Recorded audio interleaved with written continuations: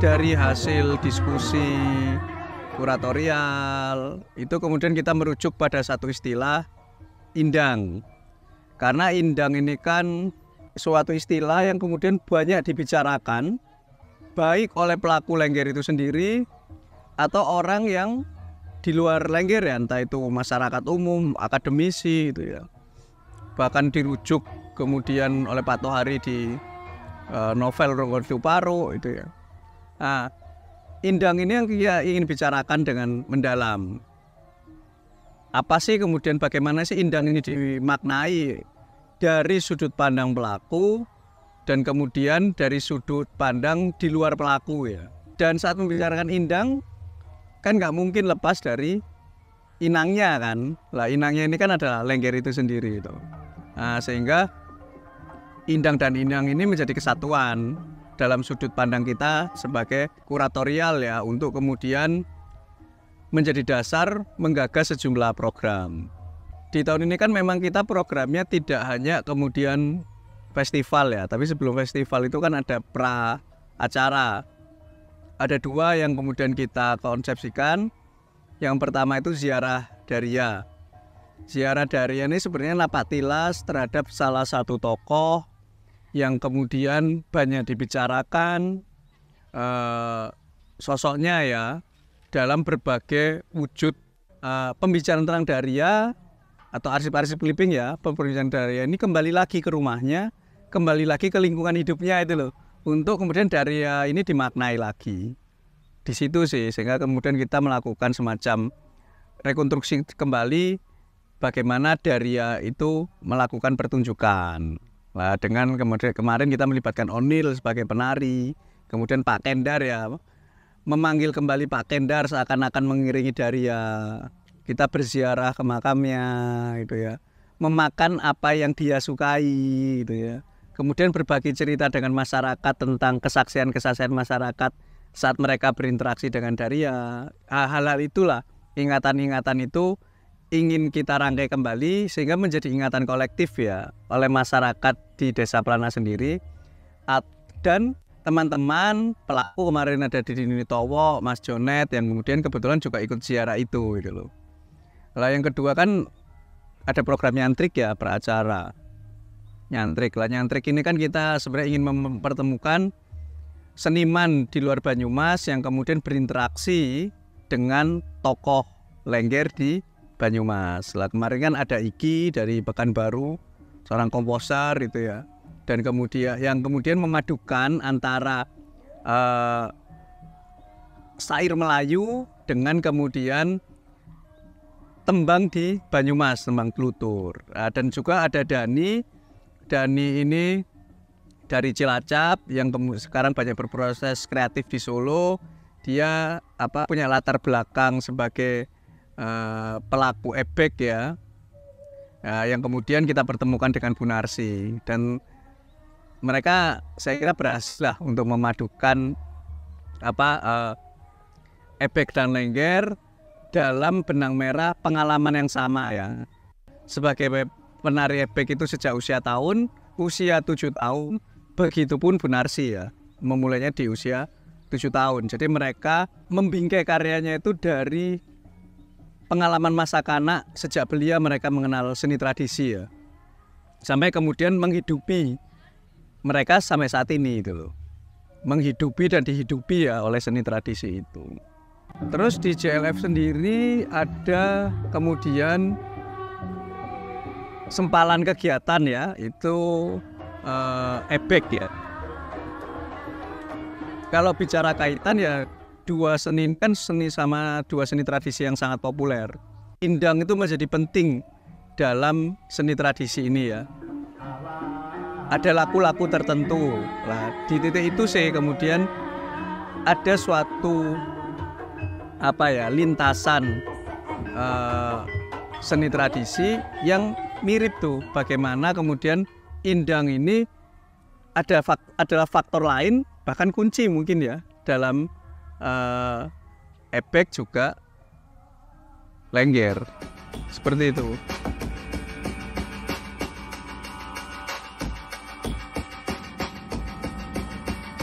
saya tidak bisa mengklaim kemudian sejauh apa saya mengenal Lengger ya. Karena justru yang terjadi ketika saya terlibat dalam kerja kuratorial di Jakarta Lengger Festival ini, selalu ada wawasan-wawasan baru lah yang kemudian mengembangkan wawasan saya soal Lengger. Mungkin kalau di JLF pertama kan kemudian ada muncul berbagai peristiwa-peristiwa Lengger baik di atas panggung, di luar panggung, yang itu muncul dalam pembicaraan, muncul dalam arsip yang kemudian kita temukan ya, misalnya karena bertemu dengan Pak Rene itu ya, sehingga ada sisi-sisi lain yang sebelumnya tidak diketahui kemudian menjadi aku ketahui. Nah, kalau di JLF 2 ini justru mungkin kalau saya lihat ke depannya, pengetahuan soal Lengger ini akan mengubah wujud festival ke depan. Jadi semisal begini, dalam diskusi kemarin, Lengger itu mengenal apa yang disebut dengan barang ini. Jadi pelaku Lengger ini akan berjalan itu ya, dari satu tempat ke tempat, satu rumah ke rumah di wilayah tinggal dia, untuk menggalang dana itu. Menggalang dana untuk apa?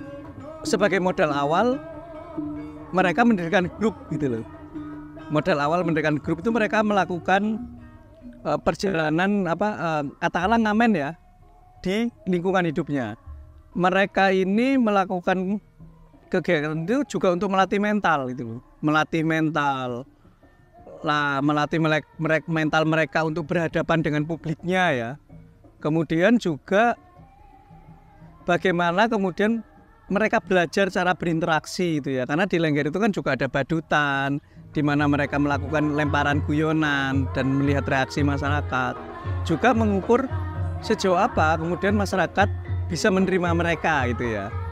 Lah, barang itu memiliki kemudian aspek strategis itu loh dalam langkah awal mereka, yang tidak hanya bicara soal permodalan gitu ya, tapi juga tadi teknik menari, mental itu ya.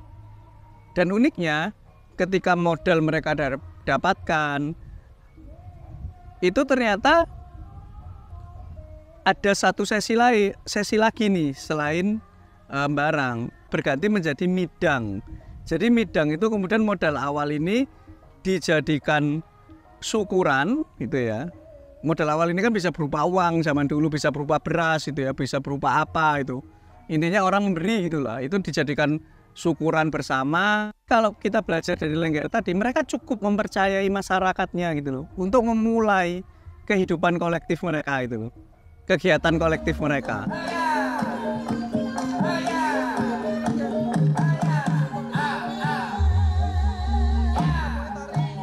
Arsip itu di Pak Rene aja itu terakhir laporan itu ada 800 arsip ya. Dan kita masih dalam tahap katalogisasi. Sebenarnya bait-bait atau baris kata-kata di Wangsalan ini nggak pernah berubah gitu loh. Yang berubah kan hanya iramanya, cengkoknya. Itu kan arsip ketubuhan tuh. Sebuah laku mengarsipkan lewat ingatan kolektif itu. Laku kreatif dan ingatan laku kreatif sebagai jalan untuk mengabadikan ingatan kolektif itu.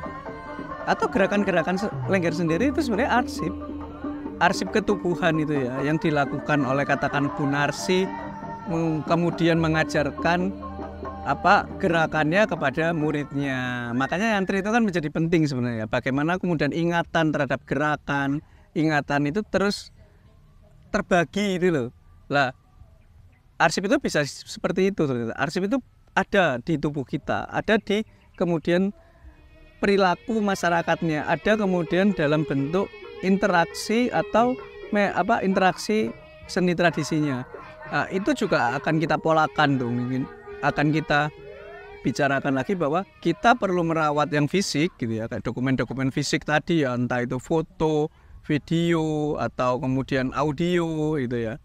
Tapi kita juga kemudian perlu terus untuk merawat yang tadi arsip yang ada dalam tubuh dan aktivitas pelaku Lengger itu sendiri. Bergabung bersama kami karena di sini lebih tepat bukan yang semalam.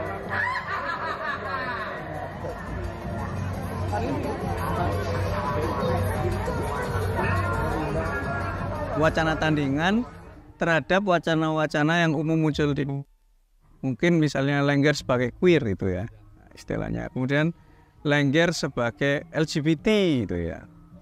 Nah, dari kemudian CLF2 ini ada juga kemudian sebuah insight semacam insight itu ya, bahwa Lengger itu mungkin wacana yang bisa digaungkan adalah politik solidaritas, bahwa Lengger itu adalah sebuah seni tradisi yang kemudian mempraktikkan politik solidaritas.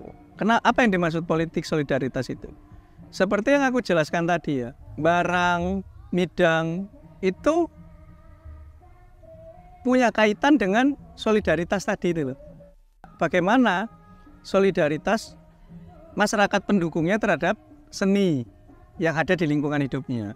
Itu mungkin yang bisa jadi akan kita kembangkan ya. Wacana itu salah satunya. Bagaimana kemudian politik solidaritas menjadi salah satu kunci eksistensi Lengger sampai hari ini. Bahwa mereka itu memulai dengan tadi percaya bahwa mereka itu didukung oleh publik, didukung oleh lingkungan mereka hidup gitu ya. Bahkan Lengger ini kan juga katakanlah kalau misalnya kita ngomong dia menggunakan calung sebagai bambu. Dan itu kan bambu sangat kaya ya sebagai salah satu flora yang banyak di Banyumas toh. Dan ternyata kan misalnya kita berkaca pada Pak Kendar, untuk memotong bambu sebagai calung aja dia butuh waktu tertentu, harus melihat pranata mangsa itu loh. Dalam 1 tahun itu dia hanya memotong 1 kali di bulan tertentu untuk menyisakan bambu ini berlangsung kehidupannya itu loh. Jadi Pak Kendar itu tidak akan memotong suatu waktu. Jadi dia akan menyetok gitu ya. Nah ini kan juga kita bicara solidaritas dalam wujud yang sangat ekologis gitu loh. Nggak sembarangan itu. Nah, jadi isu itu kan bisa diisu tandingan ketika kemudian nantinya mungkin kita bersama bisa menemukan konsepsi tertentu ya. Bisa merumuskan ini gitu loh. Ya itu juga tumbuh gitu loh. Untuk kemudian itu menjadi wacana tandingan terhadap hal-hal yang lain tadi ya.